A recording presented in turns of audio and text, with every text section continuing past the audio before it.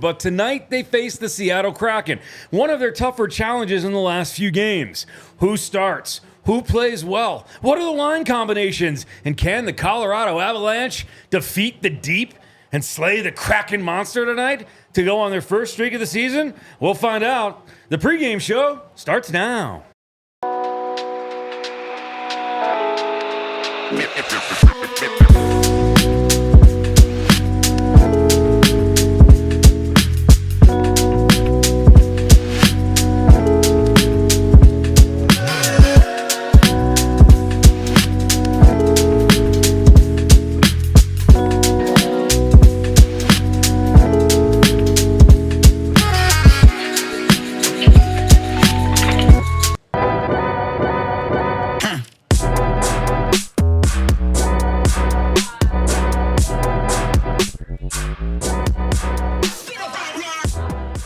Get that streak. Hi, everybody. We are at the Toyota Lounge, of course, presented by your Front Range Toyota dealers from the DNVR bar on Colfax, our beautiful perch high above. The action about to get pumping down there. If you aren't here yet, make sure you cruise on down. We've got $4 shots, food specials, and of course, sound on for the Avalanche game that starts in just about a half an hour on ESPN. Gizmo with you. And my boy Rudo with you. It is the pregame show presented by Coors Light. Thank you so much for being along. Big one tonight. Colorado Avalanche on a bit of a roadie here. They take on Seattle before Utah and then heading home. But Rudo, where's the gut feeling right now coming into this game? I was 50-50, but now contemplating it, I feel better about it. Yeah, I feel good. I think the Avs should be awfully motivated at this point. You win this game, you guarantee yourself a successful road trip. You get yourself to within one game of 500. Yeah. There's not a lack of reasons the Avs can look to motivate themselves against a Seattle team, which, is there really bad blood there? I don't know. But if you're looking for a reason. There is if you're me. Well, you can find a reason to be salty about Seattle if you're the Avs. I'll put money on the board tonight. There you go. There you go. Now we're talking. The Seattle Kraken, we'll talk about them and the goaltending matchup, which is what most people will make out of this. We're assuming it is Georgiev and it is Grubauer on the other side, so we'll get to that in a few. But let's talk about a little bit of other news before we get there, and then we'll get into the game notes. Big announcement today from Crocky Sports and Entertainment, the land development deal around Ball Arena, which is quote-unquote going to create another city within the city of Denver, has been approved by the city of Denver. Yeah, I don't know if it's quite big enough to call it another city. Yeah, but I saw that. I was like, man. You look at some of the other things, like the ballpark has always had the Coors Field, that is. Sure. It's had Market Street. They have McGregor Square now. They have all these cool places. You look at what Ball Arena has right now, it's really just Brooklyn's is the only place that's really walkable to hang out near the arena. Right. This will change that a lot. It'll make Ball Arena a cool place to hang out. Yeah, exciting. And what was the timeline on it? I know I looked at it. Is it 2028? I mean, I don't know. They said parts of it could take up to 30 years. So it depends on which part you're talking about that the timeline is. But it looks like it'll be cool. It looks like it'll be a fun place to hang out. I will say I hope there's an Avalanche practice facility somewhere on the list of things they're building up there. Sure. And looking at some of the previews, I do have a couple of questions about where people are going to park. I wondered that as well. That's the one thing I did kind of look. I was like, well, there's not much parking there. So not exactly sure what it's going to end up looking like. But hey, a lot of us, myself, Tiff, both went to Metro State right across the street for a couple of years. So I'm excited to see that part of the city develop a little bit more and have some cool stuff. Yeah, it should be exciting. Obviously, long term, it's obviously good. I hope it doesn't take 30 years. I'll be pushing my 70s at that point. Yeah, I heard that timeline and I was like, if you say so, I'm sure most of it is on a faster timeline than that. It's a long runway. We'll put it to you that way. Completion, but whatever. I've seen them build. I guess Rome wasn't built in a day, but I think it was built faster than in 30 years. But Climate Pledge Arena is home tonight for the Seattle Kraken and the Colorado Avalanche, a building that I have worked in before. Very cool, actually. If you've not been there, it's right there in the city center in the shadow of the Space Needle. Yep. Very cool venue. It's got a whole glass wall on the one side, and you basically enter in the rafters. The whole place is subterranean. Fun place to watch a hockey game, no question about it. It will will be rocking tonight, without a doubt. Fan base is pretty good there, so it'll definitely be a loud environment for Colorado, and I think there's still some guys getting used to that. Can I call it the Kraken pit? If You it's can call it dug the into Kraken. ground? Yeah, sure. I don't. They call it the deep. Okay, Their well, thing. I'm not going to say what I was about to say. I don't think that's PG friendly. Probably so. not. You're thinking it. I'm thinking it. Can't say it out loud. Probably smart choices. Look at me self-filtering. How about that? Mom would be proud. Let's talk a little bit more about the game notes. We are in the Toyota chat. Who's starting in net tonight? Assuming it is Georgiev. They have not released it completely just yet. You know how the Avs are. Yeah, and we do know it's Grubauer on the other side. Not sure if Taves is in the lineup. Why don't we just touch on that quickly? Currently, the roster is at 22. So they did leave room for a last-minute game-time decision on somebody. We assume that's Yeah, they took Taves off the IR. That doesn't mean he's going to play, Correct. but he's an option. Yeah. If he does play, I think it's pretty straightforward. You probably sit John Ludwig. There's a chance it could be Sam Malinsky, depending on how they want to organize their lineup, but not all that complicated. Not a major change in the sense of you're not shuffling your lineup all that much if Taves does come back in. Drini says, again, who's in the lineup. We'll keep you looped in on that. And, as soon as we know, you'll know. Timmy says, Rudo, win a national game. It is a national game tonight. It will be on ESPN. Full slate of games. Everybody in the national playing hockey tonight. Pretty cool, actually. I love when that happens. I think it's awesome. I wish they would do it more, and they did a good job this year. Maybe not necessarily with the Avs face-off timing. Yeah. But if you look across the league, everything's staggered by 15-minute increments. Cool. So you don't get those situations where you're watching a bunch of games and then they all go to intermission at the same time. Yeah. That won't happen tonight. It's 24/7 hockey. Kind of fun tonight that our game will basically be wrapping up, and we'll be buttoning up post-game right about the time Vegas' game will kick off. game is kicking off, so we'll get to watch one more tonight, which I love. Let's talk about the hypothetical, and I don't really like assuming, but let's assume for the sake of assuming and not making an arse out of you and me that it will be Philip Grubauer in net for Seattle. And on the other side of that, Georgiev most likely getting the start. Yep. Despite the fact that Eustace had a good game, when you look at the comparison here between these two, what really stands out to you? I have seen the opposite side of things, and I'm a very big fan of Joey Decord. Just to be clear here, as this literally just came up from the Avs, it is Annunen again. Oh, it is? So there we go. Look at us. Completely wrong. Yeah. See what happens when you assume? So there you go. So Annunen gets the start, and it will be Grubauer. So interesting. Annunen looked good the other night. Didn't look great, but he looked good. Yeah. I mean, he looked as good as you could do against the San Jose Sharks team. Seattle's going to be a tougher opponent than that, but hey, he earned another start. Happy for him. If he goes out and plays that well again, the Avs should win this game. Grubauer has not played very well this season by any stretch of the imagination. Really, it's been 2.5 seasons of tough sledding for Philip Grubauer. Seattle's given him a start. Sure, it's the typical revenge game thing or whatever you want to say. No excuse for the Avs. The Avs should be able to take advantage of this guy. They should be able to score on him effectively. He's another guy that when things start to go south, they can go really south for him. My first season calling games for the Seattle Kraken, it was 2 months into the year. They're playing the Pittsburgh Penguins. Grubauer is in net, gave up 3 goals on 4 shots in 5 minutes. And I was like, He'll do that. What do you want me to say about that? They're like, can you try to make that softer? And I'm like, soft. I'm like, we can talk about soft. You're not going to like the way I talk about soft. You just told me to make a brick softer. They were muffins from the point that my dog could have saved. I was like, what are we doing now? And Grubauer has nights like that where he's just not seeing the puck. So you have to take advantage. All right, so it is Eustace in net against Grubauer. We'll get you the rest of the lineup as it becomes available to us. They're close to the vest with that. Could see a little bit of movement, but possibly Taves back in. By the way, as we're doing this, if you have not subscribed yet on YouTube and you're a fan of ours, please do it. We're close. We got to get 5,000 more, and we hit 100K. So let's go. Would love that. If you could subscribe, that would be great. We would really appreciate it. And make sure you're a diehard as well. And drop those likes for us, too, as you can. Let's take a look at the season schedule between these two teams for the rest of the year. Obviously, this being the first meeting between the Seattle Kraken and the Colorado Avalanche. They will rendezvous themselves again November 5th back here. And then we'll follow it up right before Christmas, December 22nd as well.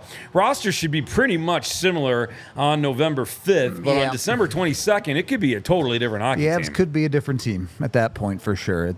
It's realistically, if the Avs get healthy for that December game, the Avs should be a significantly better team. And not that Seattle's a bad team, but I don't think they're a particularly good team this year either, which we can get into the stats whenever you want on that. But look, Colorado can't think even to November. Colorado should not be thinking that far ahead right now. Yep. They should be thinking about tonight and winning this game.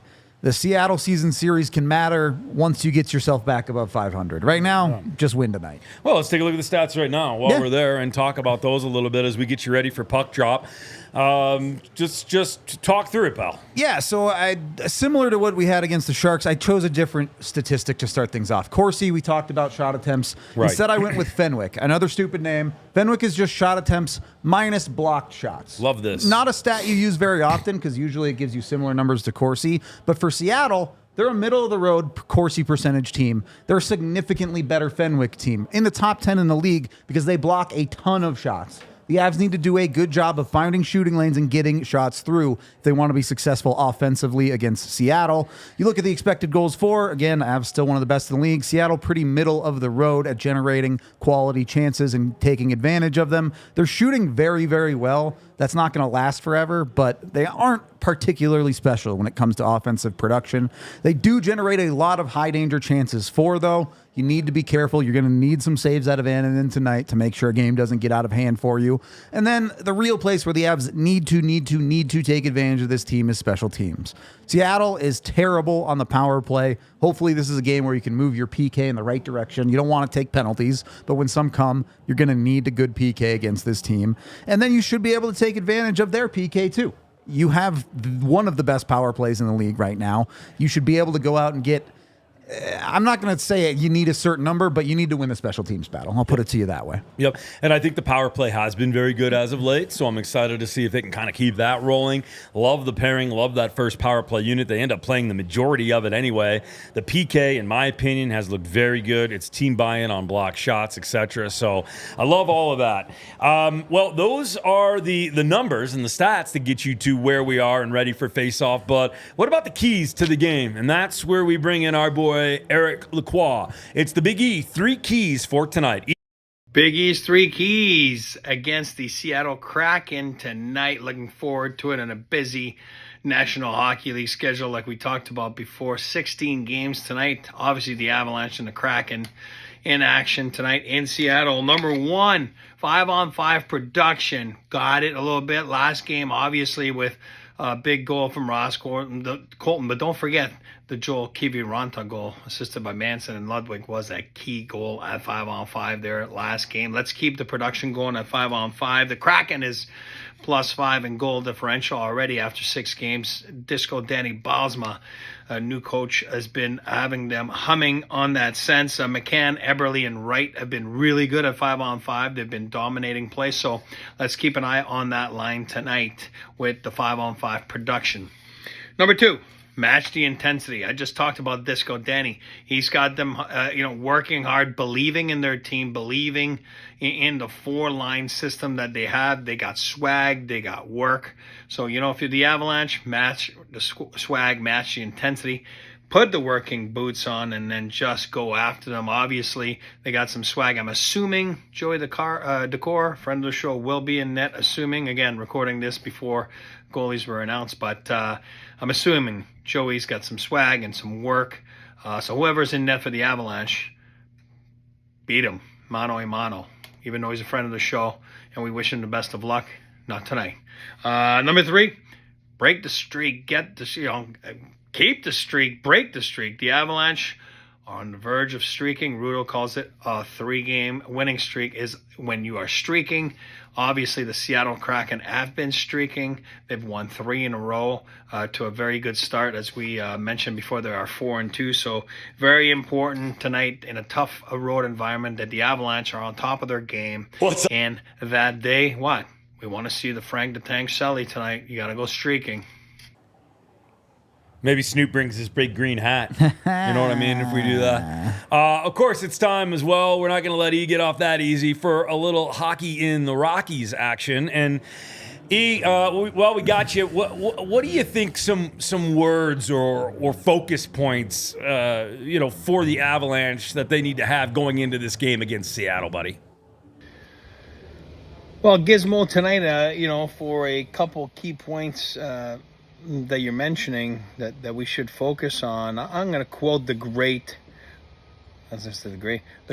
player on the planet, Cale Makar. I'm going to quote him saying from last game, the one important thing is to persevere and to get going, because last game, what does he mean by that is you don't have your lineup in a sense that there's some guys missing, and it just seems to be that every game there's somebody missing and guys switching lines or D partners. At the end of the day, you got to persevere. You got to keep going. You can't look at the excuses. And he feels that that's what the Avalanche did. They persevered, and he, gave credit obviously to guys like Kivi Ranta and Ross Colton, and the list goes on, and Ludwig and Calvin DeHaan, and guys that have been stepping up when needed. So that's a key point tonight, is to persevere. The other thing also is to weather the storm. He did mention that sometimes they had their game going during the game, last game, and sometimes they didn't. I mean, it's hard to be 60 minutes where you're completely dominating the game. We all know that wasn't the case last game, but the storm was weathered through key saves, and I do believe it. This is me stepping in there. I do believe that Annunen, that's why I thought he played an outstanding game, because he weathered the storm at important and key moments of the game. So I thought that was really important, what Cale Makar said about weathering the storm and persevering, obviously, and not looking for excuses. The other thing I wanted to, you touched on it a little bit. So speaking of personnel, people are bringing up the whole comparison of Cal Richie to Shane Wright. Shane Wright in a very similar situation to Cal Richie, but same, but different. What are your thoughts on that? Yeah, Shane Wright of the Seattle Kraken is kind of a similar story a little bit when you think about it to Cal Richie of the Avalanche. If you go back to a couple years ago where, they felt that if he wasn't going to make the team, he probably would have been wasting his time in the OHL. He ended up going to World Juniors, which was a very important part of his development, and then obviously got traded to Windsor and spent the rest of the season down there. So having played in Seattle, then World Juniors, and then the OHL. And then last year, because of the situation that he was in, he was one game short of having played enough games to be able to, even though he was a teenager last season, to go play in the American League. So they had to file a grievance, and Ron Francis was awarded the fact that because of the lost season of the COVID season, he would have gotten that number of games that he needed to be able to go play in the American League as a teenager, even though he is a CHL product. But remember, he was an exception, granted exception status when he was 15 years old, which is rare that stuff happens. So he had the number of games, whereas it's different where Cal Richie does not have the number of games. So if Cal Richie needs to be sent down, whatever it is, we'll see how it's going to play out. I'm not the GM. I'm not telling you what's going to happen. I'm saying that he does need to go to the OHL, cannot go play in the American League. So that's the difference a little bit. But somewhere, somehow, you got to find your path. You got to find your way. Cal Richie, hopefully tonight is one of those nights where all of a sudden he kind of mixes things and, makes them make decisions. We always say that from rookie camp on. So whatever those decisions are going to be, hopefully Cal Richie's on top of his game tonight. And listen, never a bad day in the National Hockey League. It's a privilege to be there. And I know Cal Richie has been enjoying his time right now, and who knows where it's going to lead. But tonight it is in Seattle. So let's get it going. Our man, Big E, thank you, buddy. Always awesome to hear from you. And, of course, we'll catch up with him in the post-game show as well. Yeah. We'll get with E. But first, I get to do what Jeremy wants to do. We're going to, not quite yet, but we'll have a watch-along today, which is just me hanging out, watching hockey, drinking with Giz. So Jeremy says it seems like it'd be a blast to drink with. I can confirm that is true. So good dude to watch a hockey game with. Come watch it with us either here at the bar or with the watch along. Yeah, I would love that actually. Like, I'm very interactive, and y'all have been so nice to me and so welcoming. I saw all the comments on Twitter today. It really makes me feel good. I'm a pretty sensitive guy and a moderately emotional guy, and this is new for me. So thank you all for being. Thank you all for being so sweet and welcoming me. But yeah, I'm a good time. I can have a couple of drinks, and yeah, you guys should all very much come down to the DNVR bar on Colfax. We have plenty of seating up here too. Like I like a crowd, so come on, hang out, have a drink with us. We'll talk hockey. We'll bring you on the show even too. I mean, we're doing this for you guys, so definitely by all means, please come be a part of it. But thank you. Avs depth. Yeah. Buddy, let's talk a little bit about that. We've talked about it to a degree, but give me your thoughts on it currently. Yeah, there's two major things in this game I want to talk about there. When we talk about the Avs depth, I think it's easy to fall into the trap of only thinking about the bottom six forwards. But the reality is, for a team like the Avalanche, the defensive depth, the defenders specifically, is just as, if not more important. When you look at guys like Sam Girard, Josh Manson, even Calvin DeHaan, they're helping contribute to the offensive side of this team, too. All of those defensemen have points. Some of them are averaging half a point per game so far. Yeah. It's important for the Avs to continue to produce, to get that production out of their defense. But also, you got a goal out of your depth forwards. Last game, a pretty big goal, in fact. Yep. A team like Seattle is not built nearly as top-heavy as the Avs are. They have pretty consistent depth down the lineup, so you need your depth to show up in games like this. They don't have to win you the game, but they can't get beat either. You need them to go even with Seattle and let your stars do the heavy lifting. Well, and listen, the stars have been good. Cale Makar is unworldly right now. Yep. I mean, he's doing everything but walking on water at this point. McKinnon has been fantastic. Rantanen has been great. Yep.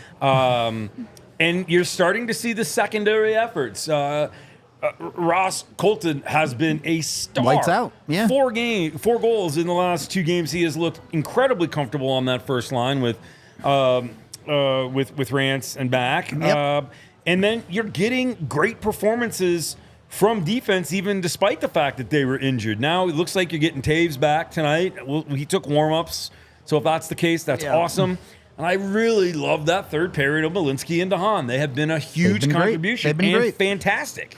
Yeah, Depth is helping you right now. I agree. The only thing is I would like to see a little more offensive production out of Malinsky. Sure. He's supposed to be the offensive guy on that line, and you've gotten more of it from DeHaan at like actual production. Not that Malinsky's been bad. He's dominated puck possession, but it's got to show up on the score sheet eventually. But no complaints, especially after last night. That was a defensive clinic for the second half of the game. So credit where credit's due. And guys, I think for me, the big thing that you know, the little things that maybe you see or maybe you don't see, I see is it's the selling out to block shots. Yep. Like guys are lit. I mean, the defensive pairing, even though it might not have shown up on the score sheet, they blocked dozens of shots. Yeah, I mean, it was incredible the give to the sacrifice of the body this early in the season, and we noticed it that final home game as well too. I'm hopeful they feel like they maybe can do a little bit less of that with Annan in a net. You get a little bit more confidence for the guy back there, but I said that the other night too. You could tell immediately how much confidence you have in your goaltender, and how tight they are in front of the net, and how they're just like literally Secret Servicemen jumping in front of bullets. To make saves for whoever your goaltender is. Not that you need block shots, but doing it the way they were doing in that last home game is a recipe to be a pretty beat-up team by the end of the year. Guys are going to just be wounded. I mean, it's tough. Put the doc on call.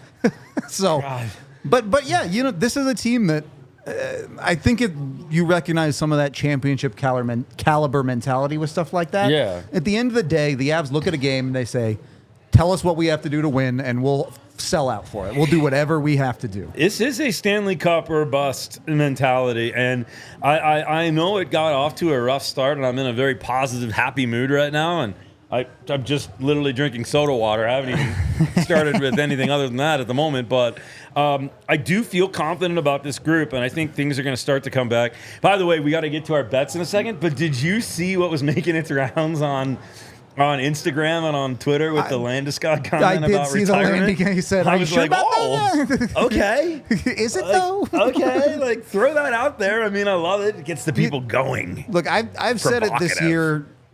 I would bet a lot of money Gabe Landeskog plays hockey for the Avs this year. Right. What does it look like? Can he do it for more than, just a trial run? We'll see.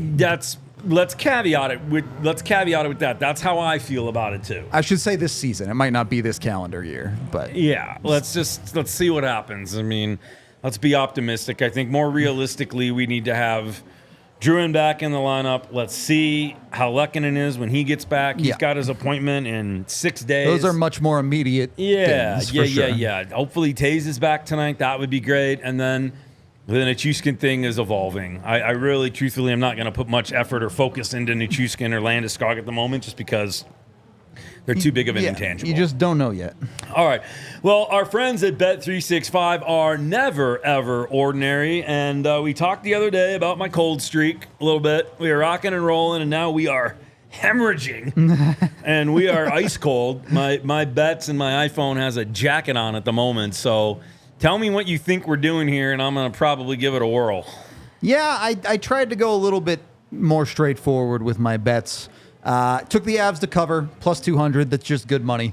And then I took Middlestat for an assist. I know he's been more of a goal scorer this season, but throughout his career, Middlestat has been more of a setup man. Yeah. You're looking for opportunities, not just at regular 5-on-5, but on the power play for him to set somebody up. Again, plus 175. And then Avs to score first. They've done it in half their games this year. I know some of those blowouts don't look good at the end of him, but they've been pretty reasonable at getting on the board first. So they get on the board first against a team like Seattle. Seattle's not a team with enough firepower to play great from behind. Yeah. You feel pretty good about the Avs if they can do that. Jump on them. Their stars should be better. Why not go get that early goal and roll from there? So some reasonable Avs bets tonight instead of some sillier ones. Going for it. Yeah, and make sure that if you are going to get on any of those, that you are 21 or over, physically located in the state of Colorado. And if you or anybody you know has a gambling problem or wants help, call 1-888-GAMBLER. And make sure you're being responsible. Bet responsibly, drink responsibly, do all those things responsibly and in moderation. Life's too short. Yell at your TV about hockey responsibly. Yeah, do that too. Do that too. I'm not in the yelling stage yet. No. I'm not. I'm in the WTF stage a couple of times. Yeah, I'm like the guy from the Blink-182 video where he's just like. I think I probably yell more when they win than when they lose, to be honest. When they lose, it's just like, that was really dumb. Yeah. Why are you doing that? Tiff, what do you think tonight? I think 4-2. 4-2. Yep. Is that with an empty netter or is that all even? All strength? even. All even. All right. Tiff likes it. You got a score prediction? I don't know if I like doing this, but look, when Grubauer's in net, Seattle has given up a lot. Yeah. This could be like a 6-3, 6-4 type of night. All right. So wait, let's just write these down. Rudo, what did you said? I'll say 6-3.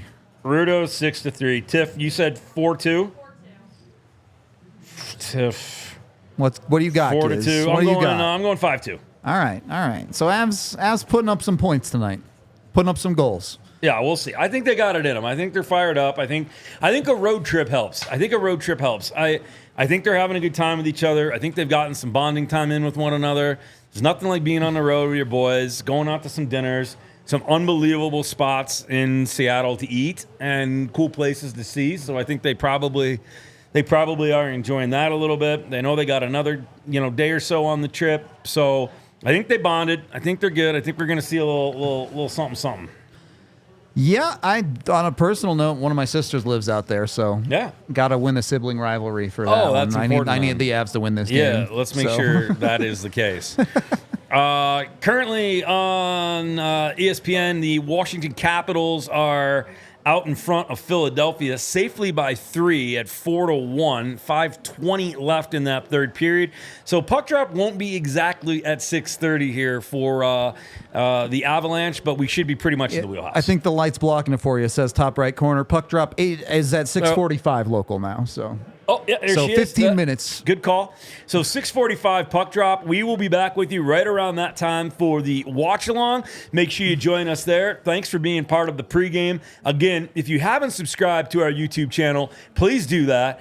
We really want to hit 100,000, and we're under 5,000 away. Make sure you're liking, make sure you're subscribing, and join us here in about 15 minutes for the watch along as the Avs take on the Kraken from Seattle at 6:45 local time. Big thanks to our sponsor, Coors Light, for presenting the pregame show. We'll have the watch along with Rudo and myself coming up from the DNVR bar on Colfax in about 15 minutes. We all silly like the mayor.